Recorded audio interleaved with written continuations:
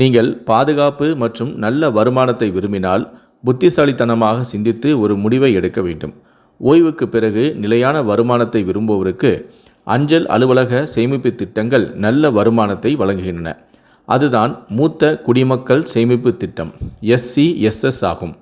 இது அரசு ஆதரவு பெற்ற திட்டமாகும். எந்த ஆபத்தும் இல்லாமல் வருமானத்தையும் வழங்குகிறது. மாதாந்திர வருமானம் விரும்புவோருக்கு இது ஒரு சரியான தேர்வும் ஆகும். இருப்பினும் இந்த திட்டத்துடன் தொடர்புடைய சில விதிமுறைகள் மற்றும் நிபந்தனைகளும் உள்ளன. இந்த அஞ்சல் அலுவலக மாதாந்திர திட்டத்தில் எவ்வளவு முதலீடு செய்ய வேண்டும், வருமானம் எப்படி இருக்கும் என்பதை பற்றி தற்போது பார்க்கலாம். யார் முதலீடு செய்யலாம்? அதாவது மூத்த குடிமக்கள் சேமிப்பு திட்டம் மூத்த குடிமக்களுக்கு என்று சிறப்பாக வடிவமைக்கப்பட்டுள்ளது. 60 வயது மற்றும் அதற்கு மேற்பட்டவர்கள் இதில் முதலீடு செய்யலாம். 55 வயது முதல் 60 வயது வரை தன்னார்வ ஓய்வு VRS எடுக்கும் அரசு ஊழியர்களும் தகுதியுடையவர்கள்தான். மேலும் பாதுகாப்பு சேவைகளில் இராணுவம், விமானப்படை, கடற்படையிலிருந்து ஓய்வு பெற்றவர்கள் 50 வயதிலிருந்தே இந்த திட்டத்தில் சேரலாம் என்றும் கூறப்படுகிறது. SCSS திட்டத்தை ஏன் தேர்வு செய்ய வேண்டும்?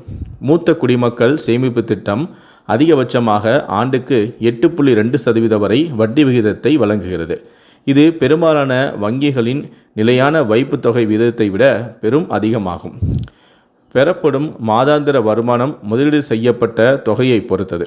உங்கள் முதலீடு அரசாங்கத்தால் உத்தரவாதம் அளிக்கப்படுவதால் முற்றிலும் பாதுகாப்பானது. வருமான வரி சட்ட பிரிவு 80C கீழ் 1.5 லட்சம் வரை நீங்கள் வரி சலுகையும் உங்களுக்கு இதன் மூலமாக கிடைக்கும். இருப்பினும் நீங்கள் ஈட்டும் வட்டிக்கு வரி செலுத்த வேண்டும் என்பதை நினைவில் வைத்தும் கொள்ளுங்கள். மாதம் 20,000 ரூபாய் சம்பாதிப்பது எப்படி என்றால், இந்த திட்டத்தில் அதிகபட்சமாக 30 லட்சம் ரூபாய் வரை முதலீடு செய்யலாம். முதலீடு செய்யும் போது உங்களுக்கு 8.2% விதத்தில் ஆண்டுக்கு 2,40,000 ரூபாய் வட்டியே கிடைக்கும். அதாவது வட்டியாகவே மாதம் மாதம் உங்களுக்கு 20,500 ரூபாய் வருமானமும் கிடைக்கும். மூத்த குடிமக்கள் 15 லட்சம் டெபாசிட் செய்தால் அவர்களுக்கு ஒவ்வொரு மாதமும் 10,250 ரூபாய் நீங்கள் சம்பாதிக்கலாம். இந்த நிலையான வருமானம் ஓய்வுக்கு பிறகு செலவுகளுக்கு பயனுள்ளதாக இருக்கும். வருமானம் இல்லாத போது தனிப்பட்ட தேவைகள் மற்றும் மருத்துவ செலவுகளுக்கு இந்த நிதியை நீங்கள் பயன்படுத்தி கொள்ளலாம். இந்த திட்டத்தில் நீங்கள் குறைந்தபட்சம் 1000 ரூபாயை முதலீடு செய்யலாம். அதன் பிறகு முதலீடு தொகையானது 1000 மடங்குகளாக இருக்க வேண்டும். மூத்த குடிமக்கள் சேமிப்பு திட்ட கணக்கானது 5 ஆண்டுகளில் முதிர்ச்சி அடைகிறது. முதிர்ச்சி அடைந்த பிறகு கூடுதலாக 3 ஆண்டுகளுக்கு நீடிக்கப்படலாம். சில விதிகளின் கீழ் முன்கூட்டியே மூடுவது சாத்தியமாகும். உங்கள் தேவைகளுக்கு அதிக தொகை தேவைப்பட்டால் இந்த விருப்பம் பயனுள்ளதாக இருக்கும். உங்கள் மனைவியுடன் ஜாயிண்ட் அக்கவுண்ட் திறக்கலாம். ஆனால் முதன்மை கணக்கு வைத்திருப்பவர் மட்டுமே வைப்பு தொகையை செய்ய முடியும். 30 லட்ச ரூபாயை ஒரே இன்வெஸ்ட் பண்ணிங்கன்னா உங்களுக்கு மாதம் 20,500 ரூபாய் கிடைக்கும். இல்லை 30 லட்ச ரூபாய் கிட்ட இல்லை 15 லட்சம் தான் இருக்குது அப்படின்னா உங்களுக்கு மாதம் 10,250 ரூபா கிடைக்கும்.